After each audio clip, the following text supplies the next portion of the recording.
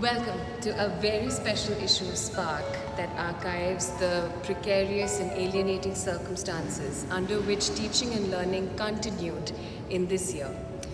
Due to the ongoing coronavirus pandemic, our students left campus in March last year, and the whole experience of teaching and learning transformed overnight. We moved from physical classrooms to online teaching.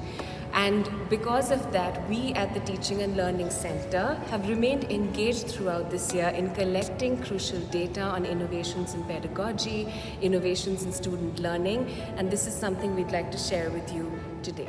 Our beautiful campus, which is normally so full of life, intellectual rigor, creative thinking, extracurricular activities, group study, it lies desolate as we've moved to a far more abstract virtual space through Google Meet and Mercer Metal and Microsoft Teams. The effectiveness of online teaching is to a large extent dictated by the awareness of the teacher about online pedagogy. The better prepared you are, the more effective you are as a teacher. We also notice that good instructional design leads to better results.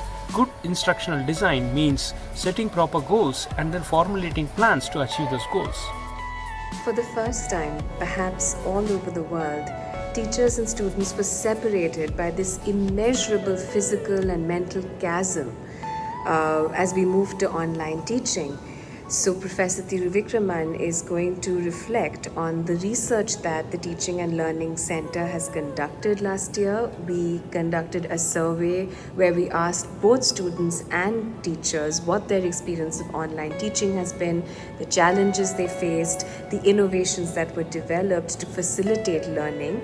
And we've also learned that we can't take this process for granted. Our interactions are so valuable on a day-to-day basis, and it's a strong reason to become more holistic and empathetic in teaching and learning. Since most of our faculty colleagues were completely new to online teaching, they faced a variety of challenges. Our survey found that many of these challenges were related to internet connectivity issues at the end of the faculty as well as the students, keeping students engaged during the class, interacting orally with the students was a problem, also monitoring the chat box while sharing the screen was another issue, and then there were also issues connected with evaluation. The main challenges are related to finding appropriate tools for evaluation in an online mode, maintaining variety of questions, and then the main challenge was also related to eliciting original answers from students.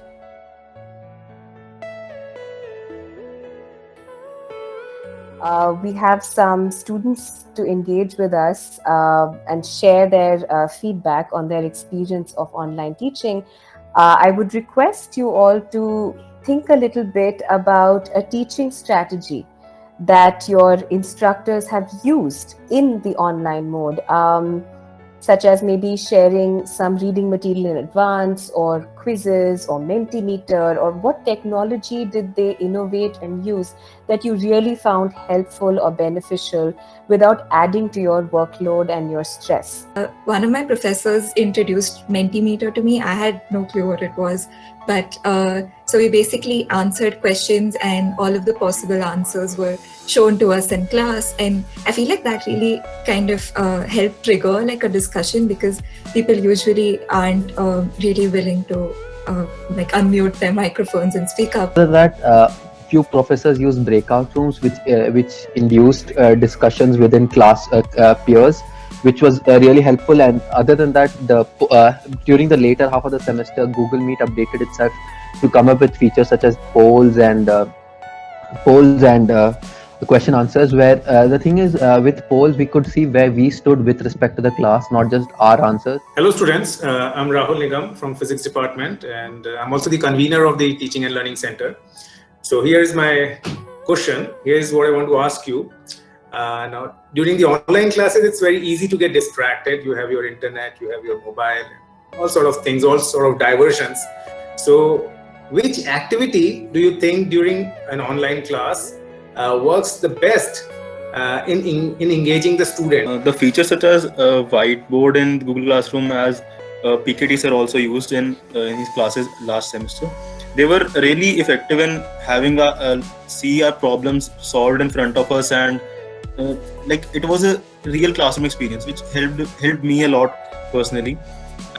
So I had taken Professor Thiruvikraman's course for pattern recognition, and the approach that he adopted, that basically discussing and encouraging the students to think on their own, was really effective for me in keeping me engaged in the classroom. So yeah.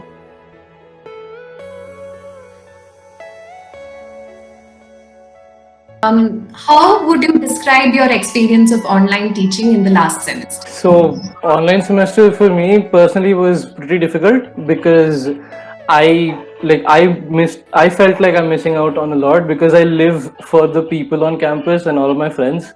So all of that was suddenly gone, and I had moved to a new city, so I did not know anyone in Hyderabad where I live now.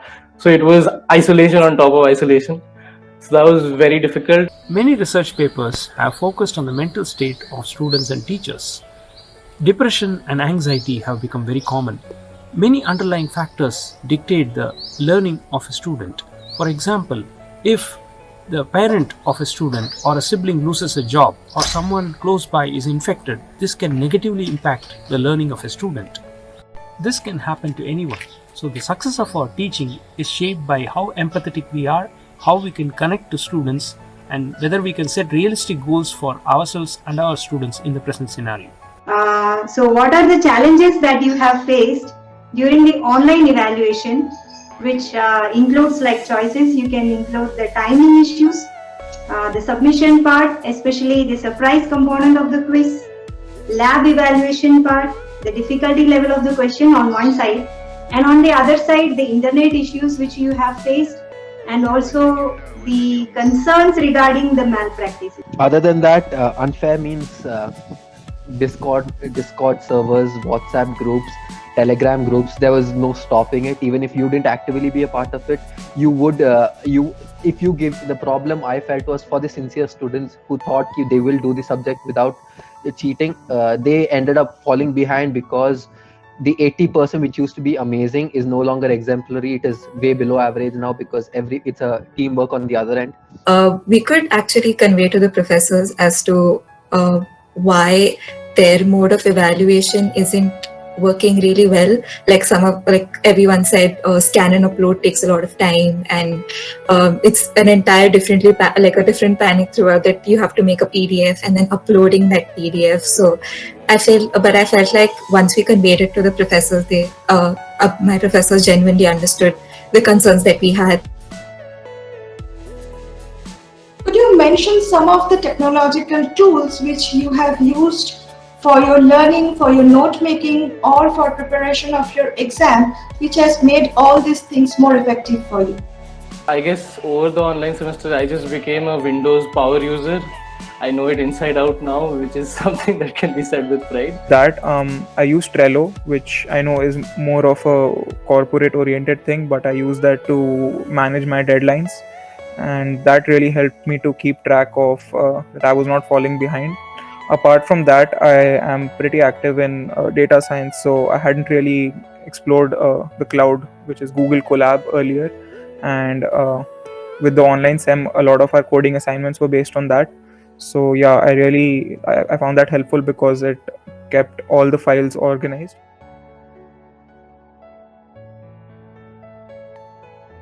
In the midst of so much uncertainty and precarity over the last year, our faculty colleagues and students have not only survived but thrived.